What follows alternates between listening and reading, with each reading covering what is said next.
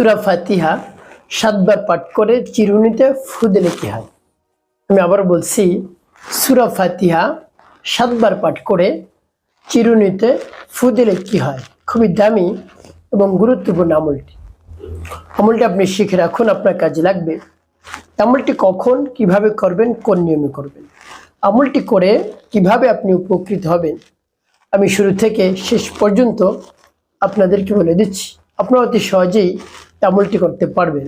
প্রিয় ভাই বোনেরা, আমলটি করে যখন আপনি লাভবান হবেন, উপকৃত হবেন, তখন আনন্দিত হয়ে যাবেন। আপনার অনেক টাকা বেঁচে যাবে, আর আমলটি করতে আপনার একটা টাকাও খরচ করতে হবে না। প্রিয় ভাই বোনেরা, আমলটি কখন কিভাবে করবেন, কোন নিয়মে করবেন, আমি আপনাদেরকে বলে দিচ্ছি। শুরুতেই বলবো আমলটি কিরকম করে আপনি করবেন, তারপরে বলবো আমলটি করে কিভাবে উপকৃত হবে। তাহলে চলুন আমলটি কিভাবে করতে হয় জেনে নেওয়া যাক। আমলটি করার ক্ষেত্রে আপনার কাছে কোন কোন জিনিস রাখতে হবে? একটি চিরুনি রাখবেন, একেবারে ফ্রেশ চিরুনি রাখবেন, যে চিরুনি দিয়ে কখনো মাথা আঁচড়ানো হয়নি, সেই রকম একটি চিরুনি রাখবেন। আপনার বাসা বাড়িতে যদি থাকে তাহলে তো ভালো, অন্যথায় বাজার থেকে একেবারে ফ্রেশ নতুন একটি চিরুনি এনে আপনার সামনে রাখবেন। তারপরে আপনি কি করবেন?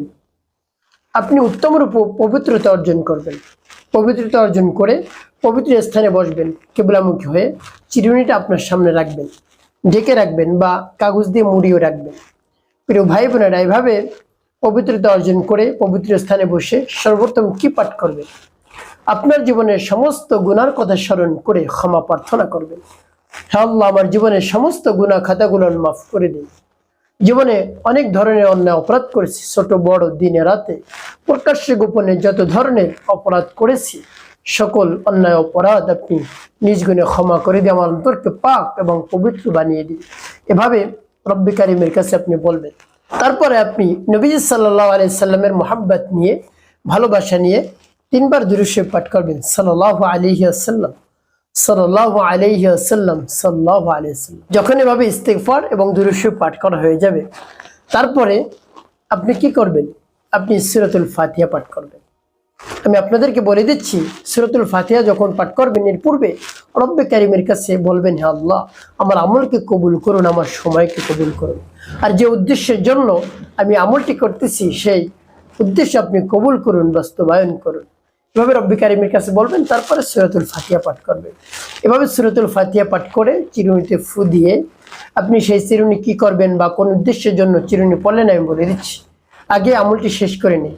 যেমন বিসমিল্লাহির রহমানির রহিম, আলহামদুলিল্লাহি রাব্বিল আলামিন, আর রহমানির রহিম, মালিক ইয়াউমিদ্দিন, ইয়্যাকা না'বুদু ওয়া ইয়্যাকা নাস্তাঈন, ইহদিনাস সিরাতাল মুস্তাকিম, সিরাতাল্লাযীনা আন'আমতা আলাইহিম গায়রিল মাগদুবি আলাইহিম ওয়ালাদ-দাল্লিন।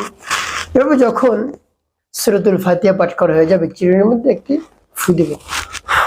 প্রিয় ভাই বোনেরা, তারপরে আপনি আবারও পাঠ করবেন বিসমিল্লাহির রহমানির রহিম, আলহামদুলিল্লাহি রাব্বিল আলামিন, আর রহমানির রহিম, মালিক ইয়াউমিদ্দিন, ইয়্যাকা না'বুদু ওয়া ইয়্যাকা নাস্তাঈন, ইহদিনাস সিরাতাল মুস্তাকিম, সিরাতাল্লাযীনা আন'আমতা আলাইহিম গায়রিল মাগদুবি আলাইহিম ওয়ালাদ-দাল্লিন।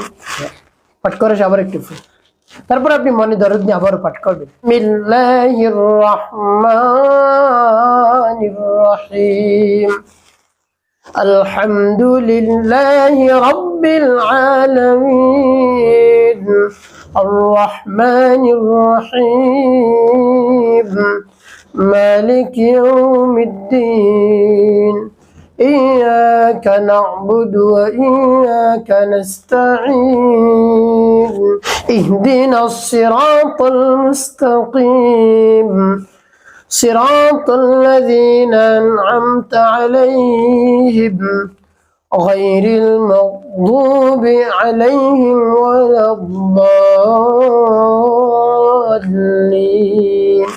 পাঠ করে সবার একটু ফুল ছিলেন প্রিয় ভাই বোনেরা কতবার পাঠ করবেন 7 বার ঘুরে ঘুরে সূরাতুল ফাতিহা পাঠ করে 7টি ফুল চিরুনির মধ্যে দিবেন সর্বশেষ কি করবেন নবী সাল্লাল্লাহু আলাইহি ওয়াসাল্লাম মুহাব্বত নিয়ে ভালোবাসা নিয়ে 5 বার দুরূদ ইব্রাহিম পাঠ করবেন আল্লাহুম্মা সাল্লি আলা মুহাম্মাদ ওয়া আলা আলি মুহাম্মাদ কামা সাল্লাইতা على إبراهيم وعلى آل إبراهيم إنك حميد مجيد اللهم بارك على محمد وعلى آل محمد كما باركت على إبراهيم وعلى آل إبراهيم إنك حميد مجيد اللهم صل على محمد وعلى آل محمد كما صليت على إبراهيم وعلى آل إبراهيم إنك حميد مجيد اللهم بارك على محمد وعلى آل محمد كما باركت على إبراهيم وعلى آل إبراهيم إنك حميد مجيد اللهم صل على محمد وعلى آل محمد كما صليت على إبراهيم وعلى آل إبراهيم إنك حميد مجيد اللهم بارك على محمد وعلى آل محمد كما باركت